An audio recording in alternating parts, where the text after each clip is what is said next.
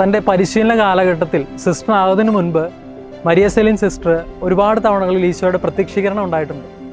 അപ്പോൾ അങ്ങനെ സിസ്റ്റർ ആവുന്നതിന് മുൻപ് ഒരു 3ഓളം പ്രാവശ്യം സിസ്റ്റർ ഈശോയെ ദർശിച്ച, ഈശോയെ മുഖാമുഖം കണ്ട ഒരു സ്ഥലത്താണ് നമ്മളായിരിക്കുന്നത്.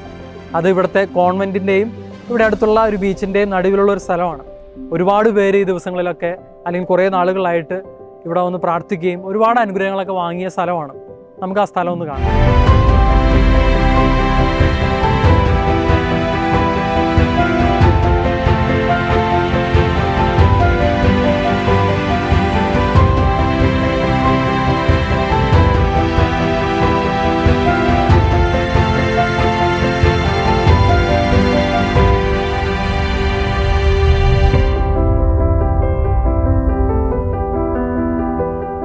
ഞങ്ങൾ ഈ മൈതാനത്തോടി ഓടി കളിക്കുമായിരുന്നു, ഈ കടലിൽ ഇറങ്ങി കുളിക്കുമായിരുന്നു.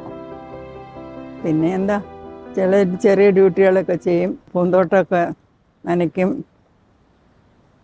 പിന്നെ ഞങ്ങളുടെ പഠനം ഒക്കെ ആയിട്ട് ഇങ്ങനെ കഴിഞ്ഞു.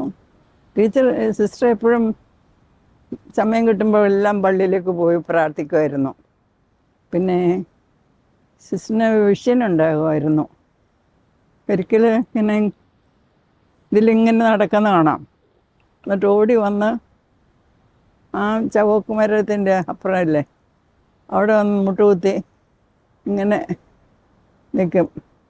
ഒന്നും അറിയില്ല, മറ്റുള്ളവർ എന്ത് ചെയ്താലും അറിയില്ല, എക്സ്റ്റസിയിലാവും. അത് കഴിഞ്ഞ് പിന്നെ എഴുന്നേറ്റ് പോവും. ഞങ്ങൾക്കൊന്നും ചോദിക്കാൻ പെർമിഷൻ ഉണ്ടായിരുന്നില്ല.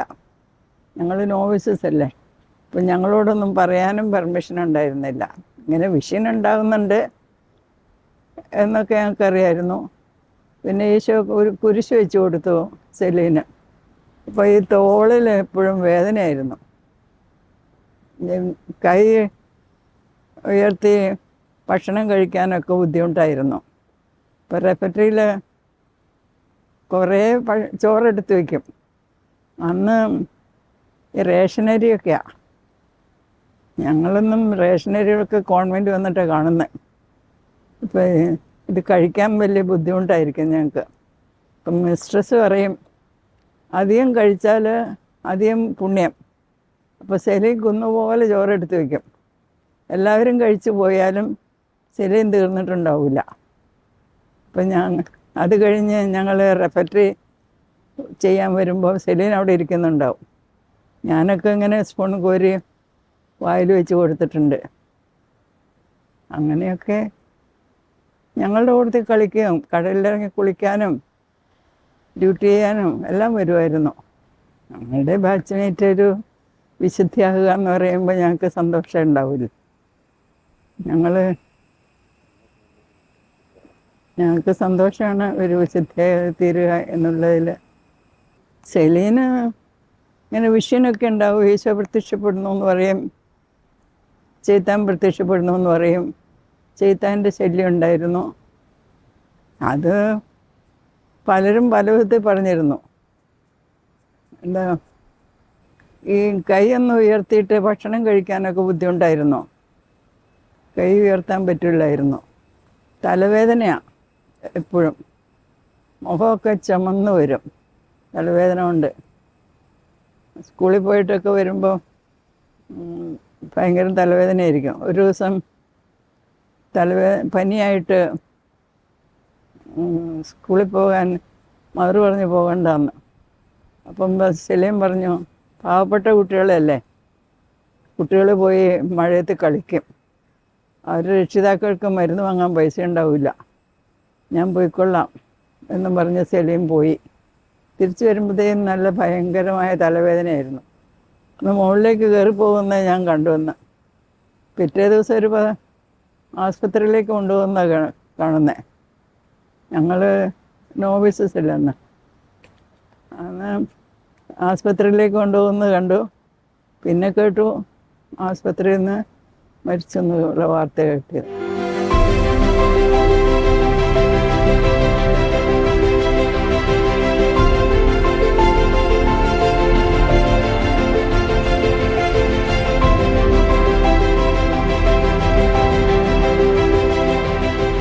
1957 ജൂലൈ 26 കണ്ണൂരിലെ സെമിത്തേരിയിൽ സിസ്റ്ററുടെ ഭൗതിക ശരീരം അടക്കം ചെയ്തു.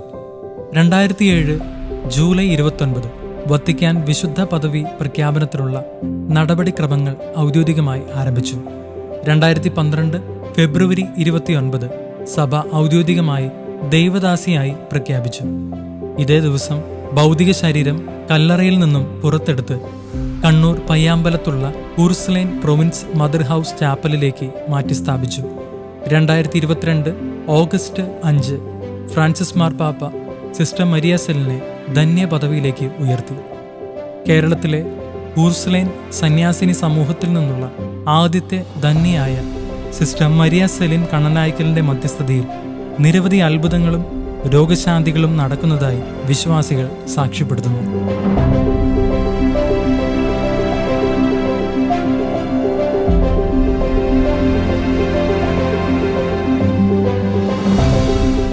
വിശുദ്ധ കൊച്ചുത്രേസ്യ വെട്ടിത്തുറന്ന സ്നേഹത്തിൻ്റെ പാതകളിലൂടെ സഞ്ചരിച്ച് യേശുനാഥൻ്റെ ഹൃദയത്തിൽ സ്ഥാനം പിടിച്ച സിസ്റ്റർ മരിയ സെലിൻ കണ്ണനായ്ക്കലിൻ്റെ ഒരു ജീവിതത്തിൻ്റെ ഹ്രസ്വഭാഗമാണ് നമ്മൾ കേട്ടതും കണ്ടതും. ഒരിക്കലും ഒരു വിശുദ്ധ ഇങ്ങനെ പ്രാർത്ഥിക്കുകയുണ്ടായി, തൻ്റെ ജീവിതത്തിലുടനീളം ഈശോ എനിക്ക് സഹനം തരിക, എന്നാൽ സഹിക്കാനുള്ള വരം കൂടി തരിക.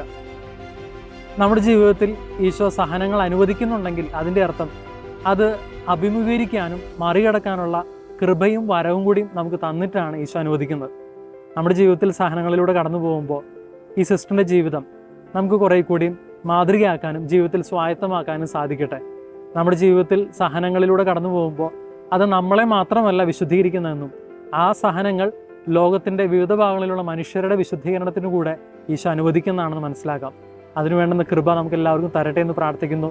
നമുക്ക് ധന്യയായ വിശുദ്ധ മരിയ സെലിൻ കണ്ണനായ്ക്കൽ സിസ്റ്ററിൻ്റെ മാധ്യസ്ഥം തേടി പ്രാർത്ഥിക്കാം.